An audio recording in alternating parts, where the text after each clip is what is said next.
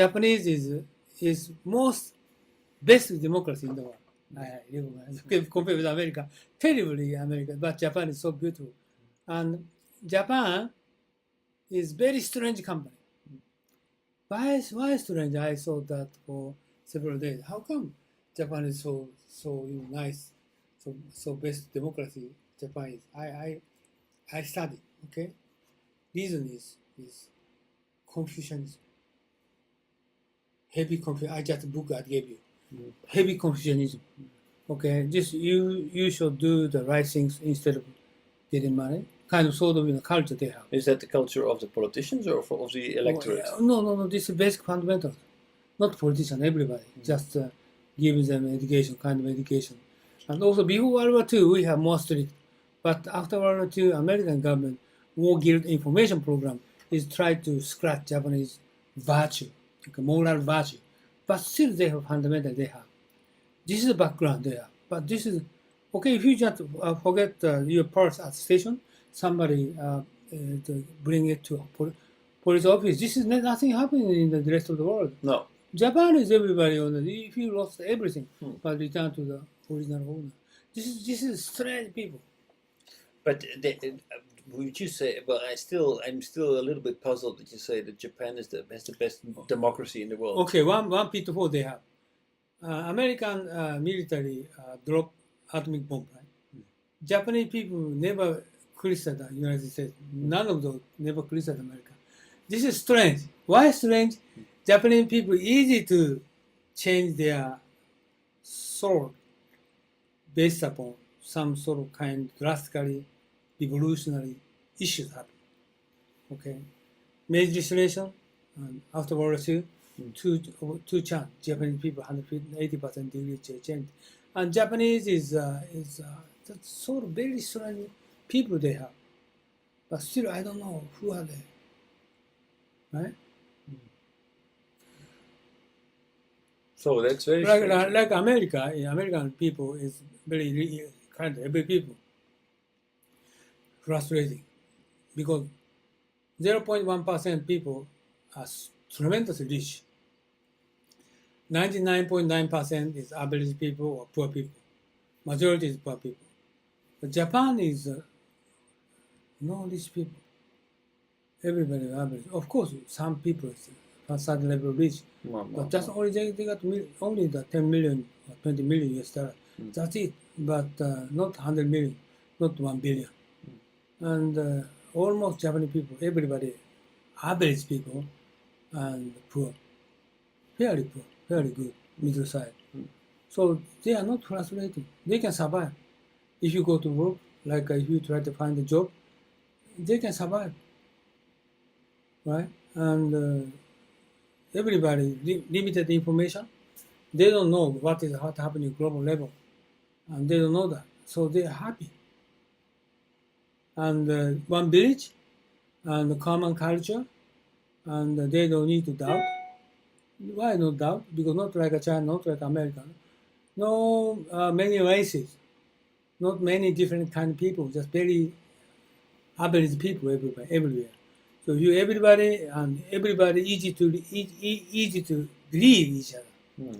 No problem at all to miscommunication. Normally. But America, China is different. But Japan is everybody average. So even if, but average salary compared with Singapore, America, rich countries, very poor. But still they don't feel they are poor. House is very small. Their food is not good rather than America. America is much better. No. If you go to the Los Angeles supermarket, price is 2/3, half of Japanese food price. Yeah, but the quality of Japanese food is No. If you go into any kind of food, tomato and everything, and mayonnaise and everything is half price, better than Japan. And milk is 1/3. Milk. The milk is kind of like. What I'm talking about is that Japanese food price is very high, housing is very high, and the quality is also high. Quality is also high. Oh, and also lot of entertainment, but Japanese salary is not high. No. So it means, but still Japanese are not frustrated. Not frustrated. This is the point. How come? I thought that. Oh, because Japan, spirit of Japan, Japanese spirit. This is very strange people. Why is the spirit? Because only, I told you, only 2,000 years. Only Japan has emperor for 2,000 years. Only Japan, one emperor all the way around, all the way down bottom to now. This is strange, don't you think so? Any kind of country, nothing in the world. It means Japan has 2,000 years tradition. No change. Strong But China is, well, No, they every time they're changing it. 100 years, 200 years, changing 10 times. But it's also a homogeneous country. Of course, it's No, diversified. it's but more or less, If more or less Chinese stable. sitting beside me, I can't believe him. Okay, this is who you are. It's too much risky to talk with you. Sit beside me. Right. But Japanese is no problem. Sit beside you. Where do you come from? Any place. This is a friend. Okay. So this is Japanese people. The 2,000 history. What this means? This tradition means. What is this? Do you know why? What is this? Trust. Okay. This is dignity. Japanese has dignity. 2,000 years confidence. Okay. They never change Paul. Okay. One straight 2,000 years Paul. They never change in the history. Nothing happened in the world. One country and no invasion. So they have dignity. They have pride. This is they sustain their politics. That's the reason why they sustain everything else, culture. This is strong one. That's the reason why they're very strong. But suddenly, some case something happened, they 100% change their mind. But I don't know why. After World War II, this is one phenomenon there. They change everything. They throw out everything, getting new American democracy. On Meiji Restoration, they throw out Confucianism, bring in the European idea, materialization. Mentality, forget it, now materialization. This is Meiji Restoration. I don't know how come they change their mind. But Japanese is kind of strange culture they have. But this is which I don't know why they change it. Okay, before World War II, every rich family. But how come everybody is because what you say that makes sense. So they never changed. So the emperor is like the factor. But how come that they can so easily, seemingly easily overthrow and not with people who want to hold on and people who basically everybody changes, and then after World War II everybody changes.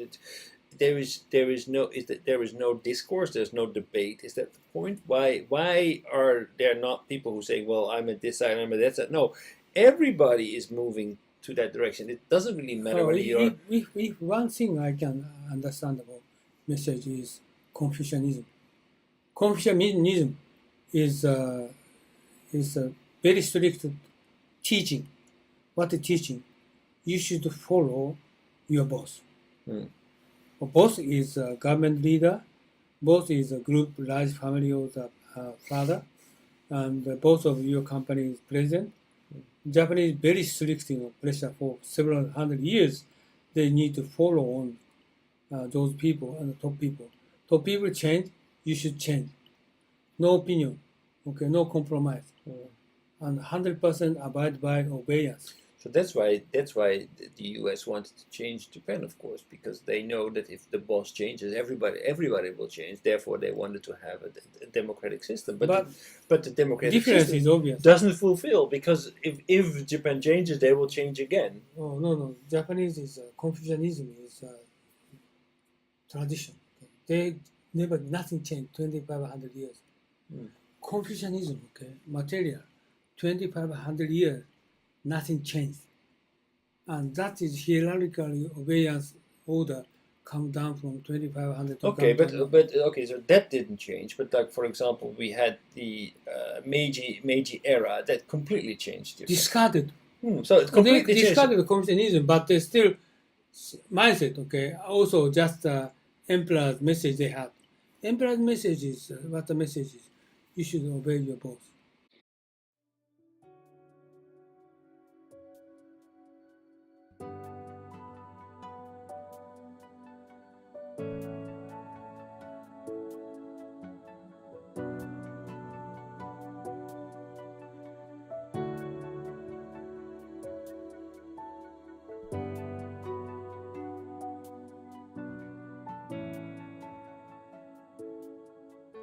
はい、皆さんこんにちは、雲野です。今日はですね、雲野塾の研修のプログラムをご紹介したいと思います。で、こういうふうなホームページありますけれども、ぜひですね、一度中身をご覧になっていただきたいと思います。今日は V-Cube さんのスタジオに来て、この収録をしておりますので、中身はこういうふうになってて、今最近ホットなね、グローバルリーダーの定義など書いてあります。で、特に経団連が作成しました、留学すれば英語ができて専門性を持つというだけではですね、グローバルリーダーになれないとここに書いてありますようにですね、仕事ができる、専門性を持つ、英語ができるだけじゃなくてですね、私どもの塾ではリベラルアーツということと、それからもう一つは孫子の兵を、さらにはですね、日本の歴史というものを合わせて教えることによって、皆さんが海外の欧米の方々と、もしくは華僑圏の方々と正々堂々と渡り合えるような人物を育成しようというふうなことを考えております。ここに次のスライドが出ておりますけれども、ここに書いてありますのはですね、さらに、私どもの雲野塾の中身につきましてはですね、欧米の資料しか使っておりません。また実際に雲野塾は英語でやっておりますので、英語の講師がこう話しておりますけど、学習はですね、日本の歴史をまだ教えてますので、